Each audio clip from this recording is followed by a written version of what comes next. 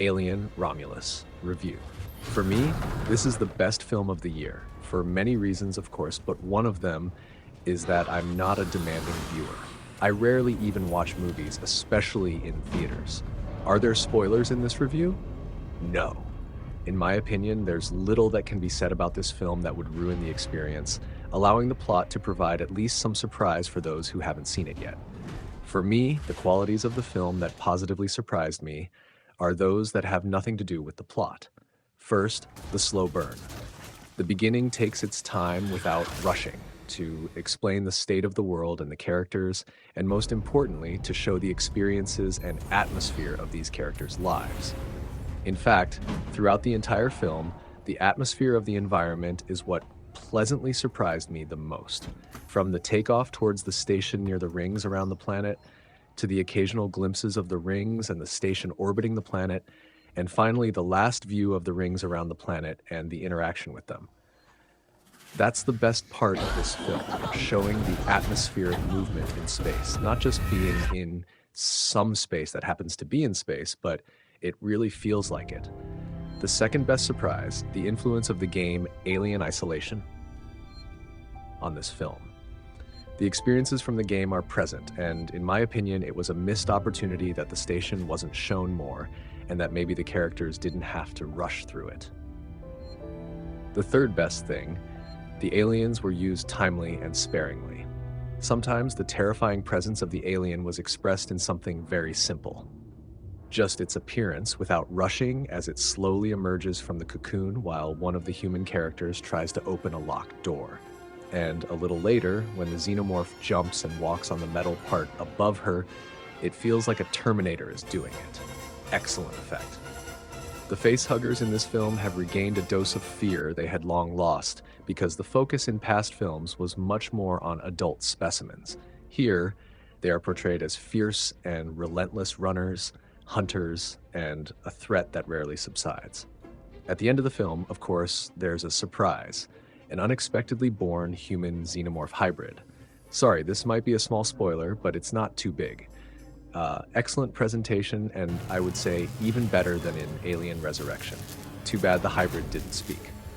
And the final excellent thing is that when there's an explosion or expulsion of substances into space, the sound disappears. That is, the focus shifts to the first-person experience of the character, where sound is not heard because there is no sound in the vacuum, which is excellently portrayed. At the very end of the film, this effect is fantastic. It directly reminds me of several scenes in the game Alien Isolation, where Amanda Ripley jumps from one part of the station to another in a similar way. The tension and dynamism are muted yet enhanced by the realism. In short, what else is there to say? I definitely recommend watching this film at least twice. Once to see it, the second time to enjoy the experience, maybe even a third time to recall how excellent the film was the first two times and to assess it. In terms of the quality of the films, I would rank them like this: Alien, Aliens, Alien, Romulus, and then all the others in any order. It doesn't matter. Now, some things that could have easily been much better in the film. At one point, Andy's character takes down a xenomorph that almost got the main heroine. Andy says while killing it, "Get away from her, you bitch!" A missed opportunity. If he had said, "You bastard," it would have been much better and made more sense, because how does he know it's female? Ellen Ripley said that in Aliens because she knew the xenomorph queen was female, but this drone xeno that Andy killed is probably male. A pity. Second, time limit. What's with these time windows that keep getting shorter?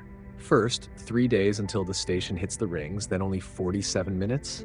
If they had said, for example, 5 hours, it would have been much better. The characters could have leisurely walked through the station, encountered other excellent things and situations, and so on. Besides, how did the alien that just hatched from one of the victims grow to the typical 2 meters tall and get into its wet shell in 5 to 10 minutes? Unless there was another alien on the station before, who knows?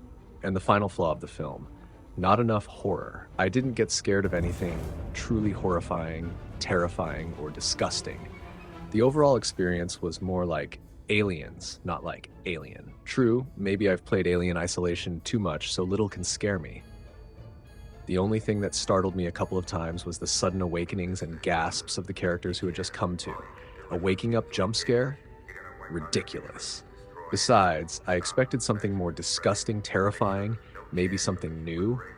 And what was with the pregnant woman taking the Wayland Yutani concoction? I mean, is that a clear insinuation of the potential risks of vaccine use in pregnant women?